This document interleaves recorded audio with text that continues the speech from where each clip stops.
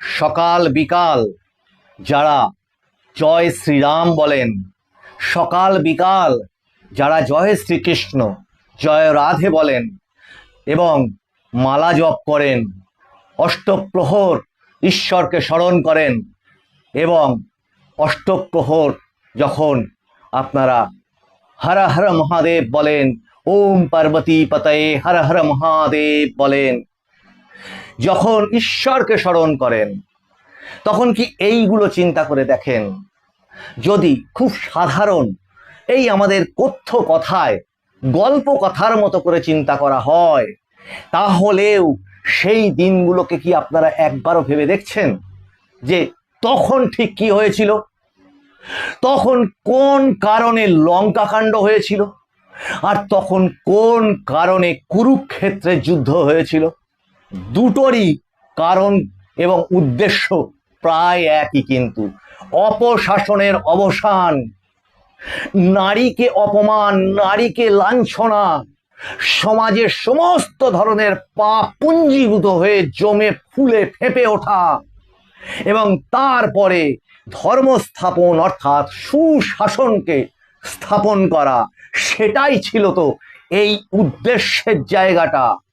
আর তারপরে আজও যদি বলেন যে সেটা আপনি ইস্কন হোক, সেটা ঠাকুর অনুকূলচন্দ্র হোক, সেটা ওই রাম আর কৃষ্ণ দুই মিলে গিয়ে যদি হয় ঠাকুর রামকৃষ্ণ পরমহংস, আপনি যারই উপাসক হন না কেন, যাকেই স্মরণ করেন না কেন, অথবা যদি আপনি কিচ্ছু না স্মরণ করেন, নিজের গুরুজনদের শ্রদ্ধা করেন, অথবা আপনি যদি নাস্তিক হন, আসলে এটা ভাবা হয়, বলা হয় যে প্রকৃত সাধক এবং প্রকৃত নাস্তিক তাদের মধ্যে এক সময় শেষ জায়গায় গিয়ে ঠেকে, খুব সূক্ষ্ম তফাৎ হয়ে যায়। কারণ প্রকৃত সাধক জানেন তিনি পরম শক্তিমান, তিনি সবকিছু, বাকি কোনো কিচ্ছু না। কাজে একটা জায়গায় তো অন্তত একমত হতে হবে যে অপশাসন আর সুশাসন, অসভ্য সমাজ আর সভ্য সমাজ, অন্যায় এবং ন্যায়, মানে শিক্ষা এবং অশিক্ষা, অত্যাচার এবং সেবা, এই তফাৎটা যদি আপনি তুলতে পারেন নিজের মনের মধ্যে, তাহলেই তো সমস্ত কিছু পরিষ্কার হয়ে গেল। কিন্তু এই পরিবর্তন, এই ওই খারাপটার থেকে এই ভালোটাতে আসা, এটা কি খুব সহজ? ভেবে দেখেছেন সেটা কি সত্যিই খুব সহজ? নমস্কার, মানুষের ভাষায় আপনাদের সকলকে স্বাগত। আমি প্রবীর রায়চৌধুরী আপনাদের সাথে। ওই যে বললাম যে জাত পাত ধর্ম সমস্ত সরিয়ে রেখে আগে সুশাসন, আগে আইনের শাসন স্থাপন করা, সমাজে যে আইনটা সভ্যভাবে মানুষকে চলতে সাহায্য করে, তার জন্যই তো আইনটা তৈরি হয়, যাতে মানুষ সেই আইনের বাইরে চলে গিয়ে স্খলিত না হয়, এবং সেই স্খলনগুলো যেগুলো, সেগুলোই সমাজকে কলুষিত করে এবং সমাজে অন্য মানুষের ক্ষতি করে, হিত থেকে মানে একটা অপরাধ তৈরি করে, এবং তার জন্যেই আইনে শাস্তির বিধান আছে। এবার আসুন তো, ওই বললাম গল্প কথায় সাধারণ এই যে চায়ের দোকানে বা নিজের বাড়িতে বসে মুড়ি খাওয়ার মতো করে যদি গল্প করে ভাবেন, অত ধর্ম কাব্য সংস্কৃত শ্লোক এগুলোকে সরিয়ে রাখেন, যদি মাফ করবেন, তাহলে এই গল্প করার মতো এইটুকু যদি ভাবে মানুষ, ভাবুন তো, যাকে ভগবান শ্রীরামচন্দ্র ভাবছেন, যাকে ভগবান শ্রীকৃষ্ণ ভাবছেন, তাদের সেই জায়গাগুলো ঠিক গল্পের মতো কি? আচ্ছা, এই যদি শ্রীরামকে সাধারণ একটা চরিত্র হিসেবে ধরি আজকের এই সমাজে বা তখনকার দিনে, কত ভয়ঙ্কর চক্রান্তের সম্মুখীন হয়ে তাকে তার ভিটে বাটি সমস্ত হারিয়ে, ভাইকে সঙ্গে নিয়ে এবং নিজের স্ত্রীকে সঙ্গে নিয়ে বনে চলে যেতে হলো, জঙ্গলে চলে যেতে হলো। ভাবুন তো, নিজের সামাজিক জীবনে ভাবুন, এরকম ঘটনা হয় না? এরকম ঘটনা হচ্ছে না? বাস্তুচ্যুত করে দেওয়া হচ্ছে না? লুণ্ঠন করে দেওয়া হচ্ছে না? বাড়ি ঘর দোর সমস্ত কিছু সম্পত্তি যা কিনা দীর্ঘদিন ধরে হয়তো পূর্বপুরুষ থেকে আপনি পর্যন্ত সেগুলো আহরণ করে সারা জীবনের সঞ্চয় দিয়ে সেটাকে আপনি তৈরি করেছেন, সেটাকে ছেড়ে গুন্ডা মস্তান ইত্যাদি চক্রান্ত, সমস্ত কিছু চক্রান্তে যখন আপনি ফেল করে যাচ্ছেন, আর পারছেন না, তখন সেইটাকে ছেড়ে আপনাকে চলে যেতে হচ্ছে না? যারা উদ্বাস্তু হয়ে বাংলাদেশ থেকে এদেশে এসেছেন তাদের একই রকম অবস্থা। এই ঘটনাটার সঙ্গে সেই ভগবান রামচন্দ্রের মিল পান না। এবং তারপরেই কিন্তু শেষ নয়, সেখানে গিয়ে আবার তাকে ফেস করতে হচ্ছে রাক্ষসের আক্রমণ।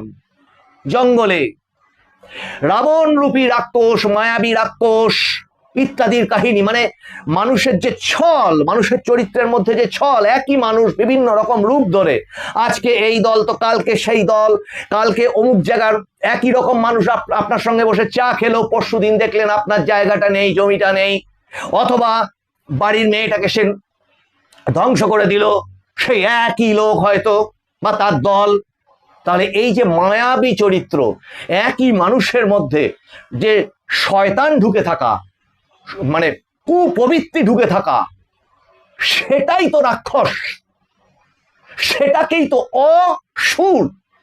এবং তারপর তারতেই শেষ হলো না, তারপর তার নিজের রাজলক্ষ্মী, নিজের স্ত্রী, সেটা পর্যন্ত অপহরণ হয়ে গেল, তিনি পর্যন্ত অপহরণ হয়ে গেলেন, মা সীতা পর্যন্ত অপহরণ হয়ে গেলেন। নিজের ভাই, সেই উদ্ধার কল্পে তারা যখন নিজেদের চতুর্দিক থেকে মানুষজন জোগাড় করে, ঠিক এইভাবে মানুষ একটু একটু করে একত্রিত হচ্ছে যখন, সেটা আপনি বানর সেনা বলুন, সেটা আপনি এখনকার দিনের মানুষদের একত্রিত হওয়া বলুন, যাই বলুন, সেই যখন একত্রিত হয়ে লড়াইয়ের জন্য প্রস্তুত হচ্ছে, ঠিক তখন সেই যুদ্ধে ইন্দ্রজিতের হাতে তার ভাইয়ের মৃত্যু ঘটল বলা যায়। যদিও হনুমানজি তার ধরা যাক তিনি একজন ডাক্তার, ধরা যাক তিনি একজন অত্যন্ত সুদক্ষ ডাক্তার, যার মানে ওষুধে ওই মৃত সঞ্জীবনী, বিশল্যকরণী যাই বলুন না কেন, ওষুধে এখনকার এমন একটা ওষুধ তিনি ইঞ্জেকশন দিলেন যাতে করে লক্ষণ তার প্রাণ ফিরে পেল। তৎপরবর্তীতে ধীরে ধীরে ধীরে ধীরে সেই কি বলবো, রাম রাবণের যুদ্ধ, লঙ্কা কাণ্ড, এবং তৎপরবর্তীতে রামের রাজ্য ফিরে পাওয়া। এবং রাম রাজ্য প্রতিষ্ঠা করার অর্থ কি হলো? সুশাসন প্রতিষ্ঠা করা, সব মানুষের সঙ্গে সমান আচরণ করা। আজকে নরেন্দ্র মোদী সেটা যেটা বলছেন, সবকা সাথ সবকা বিকাশ। তফাৎ পাচ্ছেন কি? যে ধরনের মানুষ, যে মতে বিশ্বাসী হোক না কেন মানুষ, ত্রুটি বিচ্যুতি তো সব সমাজেই থাকবে কিছু না কিছু। এবার আসুন, যদি এবার পঞ্চপাণ্ডবের কথায় ভাবুন, ন্যায্য অধিকার নিজের বংশের, ভিটে বাটি সমস্ত রকম, সেই একই চক্রান্ত, চক্রান্তের পর চক্রান্ত, বনবাস, অজ্ঞাতবাস, যতুগৃহের মধ্যে পড়ে গিয়ে সেখান থেকে পালানো, নিজেদের প্রাণ রক্ষা করে দীর্ঘদিন আত্মগোপন করে থাকা, যাতে জানতে পারলেই যদি তাদেরকে মেরে দেয়, জানতে পারলেই এখনকার দিনে যদি এটা ভুল কেস দিয়ে দেয়, জানতে পারলেই আপনি কি করছেন, কোন দল করছেন, সেটা জানতে পারলে যদি আপনার বাড়ি এসে ঘর বাড়ি ভেঙে ভেঙে লুটপাট করে তছনছ করে দিয়ে চলে যায়। মিল পাওয়া যাচ্ছে না তাদের কষ্ট। শ্রীরাম যদি এরকম বাংলা কথ্য ভাষায় মুড়ি খেতে খেতে কথা বলার ভাষায় হয়, তিনি তো ভিক্ষাজীবী হয়ে গেছিলেন, ভিখারি, দরিদ্র হয়ে গেছিলেন, বনবাসী হয়ে গেছিলেন, সেখান থেকে ঘুরে দাঁড়িয়েছেন সাহস দিয়ে। পঞ্চপাণ্ডব একই জিনিস, সেই বিরাট রাজার কাছে আশ্রয় নেওয়া, অজ্ঞাতবাসে থাকা, পরবর্তীতে শকুনির চক্রান্তের পর চক্রান্ত। আজকে আইপ্যাকের সেই জায়গা মিল পাচ্ছেন না আপনারা, যেটা আমি আগের এপিসোডগুলোতে বলেছি। একদম প্রশাসনের সর্বোচ্চ স্তর থেকে নিচ পর্যন্ত সেই তার জাল বিস্তার করে সমস্ত ধরনের চক্রান্ত করে তছনছ করে দিয়ে মানুষকে হাঁসফাঁস অবস্থা তৈরি করে দিয়েছে। মিল পাওয়া যাচ্ছে না।